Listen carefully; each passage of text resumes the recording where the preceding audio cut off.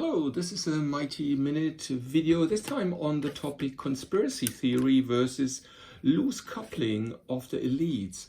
And the thing is, a lot of times when you come up with, well, there are elites that try to control the governments and, economy and so on, then you say, you hear a lot, well, that is conspiracy theory. That means you tell me that these guys meet in a dark room and then they, worldwide, and they align their stuff and so on.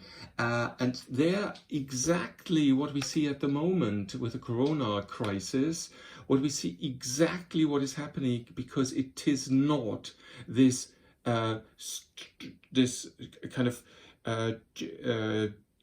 very let's say pyramid, where one in the center, one on the top tells everybody what to do. No, we have a loose coupling of the things, and now the loose coupling is done via, like, for example, meeting in Davos, where kind of 2,000 strong people or influential people meet, and there are other events like that where they kind of meet. Then obviously each group of elites, meets and has meetings, regular meetings where they meet, but it's a loose coupling. So it's not that they are kind of completely interlinked. It's not that they are hierarchically organized and then they get, you do this, you do this. No. They have more this this urge for power and so on, which kind of unites them. So they want to have a benefit. But everybody has that in us, all of us have that. So what we at the moment see is, what I say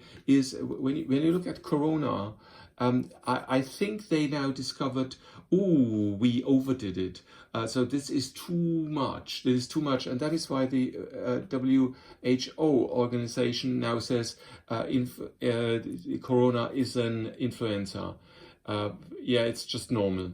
Normal. So the lockdowns, don't. So the WHO is now saying no. But unluckily, the governments of different, especially European countries, they actually continue. And there is this quote from Goebbels which says, if you started with a lie, you have to end with a lie. And that is true for all dictators. That is for Honecker, that's his wife, that is for Stalin, that is for Hitler, that is for Goebbels, that is for all these guys. None of them said, oh, sorry, I did the wrong thing. No, don't believe that. And if they would say it, then don't trust them. And the reason is because of how our brain works. If you are a real dictator and you go for it, and then your belief system is so, it's all associations that fit so well. It's not that like he throws a switch and says, oh, now I'm different. No. Forget it. It would take years and years and years of maybe staying in a Buddhist, church, and then, meditate, and then for many years, like 10 years or 20 years, you might rebuild your brain in order to be like closer to Gandhi or Mother Teresa. And I think it's much stretch if you go from Stalin or Hitler to Mother Teresa. I think a lifetime is not enough to rebuild your brain. But what I wanted to say is here, it's this conspiracy theory. So please have that in mind, that they are loosely coupled, and they have the urge for money and power, and the power and status. That's what they want. This is natural, what the elites want, and but they are loosely coupled, and that is why sometimes they are not coordinated, and they know they have to coordinate. So they have created these events where they can actually meet and coordinate a little bit, but it's a loose coupling, and we see that. And just have this is kind of, I want to end after 4 minutes now with this.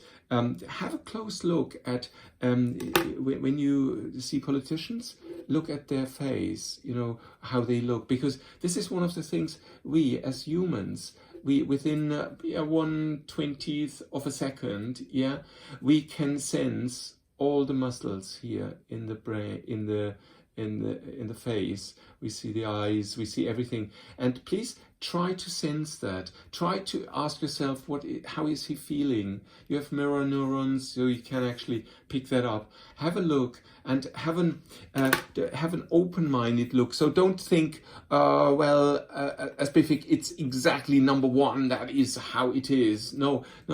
Have a wide, it could be anything. It could be this. And then with that in your back of your mind, you look at people and say, why is this politician now saying this? And why is he now reacting in this way? Why is he, because he has faced a question, why is he now exploding? Why is that?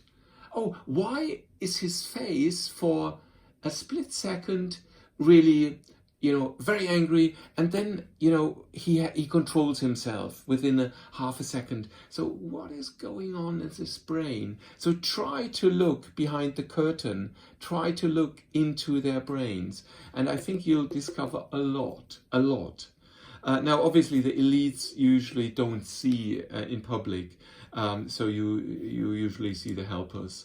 So interesting.